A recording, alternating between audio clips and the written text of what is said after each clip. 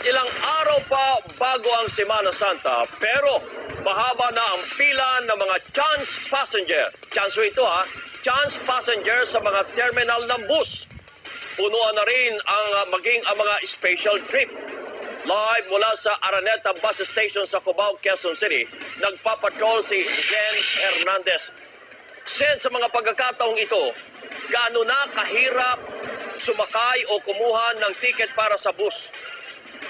Depende rin kasi kung saang terminal pupunta kabayan. Kanina ay nag-ikot din kami dito sa Victory Liner sa may Caloocan, pati na sa Florida Bus Terminal sa may Sampaloc sa Maynila. Pero maituturing pa rin namang magaan yung dating ng mga pasahero doon. Pero kakaiba dito sa Araneta Bus Station kung saan may mga pasahero na kailangan ng kalahating araw bago makakuha ng biyahe sa tinatawag na special trip sa mga bus.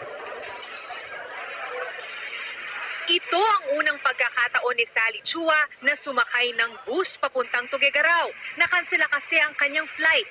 Sinubukan niyang magpa-rebook pero puno na ang mga airline. I was rebooking for tomorrow, but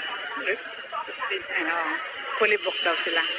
Ang iba namang chance passenger, hindi inaasang makakalibre agad sa trabaho, kaya biglaan din ang pagbiyahe. Pero ang resulta, mahabang hintayan sa mga bus terminal. Si Joan Quintal, alas 7 pa ng umaga naghihintay sa Araneta Bus Station dahil naka-waiting list at naghihintay ng mababakanting upuan sa bus para makauwi ng Virac, Catanduanes. 9 hours na po kami naghihintay dito ng bus. Kasi po 3 days na akong tumatawag, fully booked siya. Ngayon po, parang chance passenger po kami. Eh paano yan kung hanggang bukas pa kayo abutin dito? Ready ba kayong matulog dito? Opo, antayin po namin kasi mas mabuti na po yung maaga dito. So hindi na kayo uwi? Hindi na po. Ang nanay ni Joanna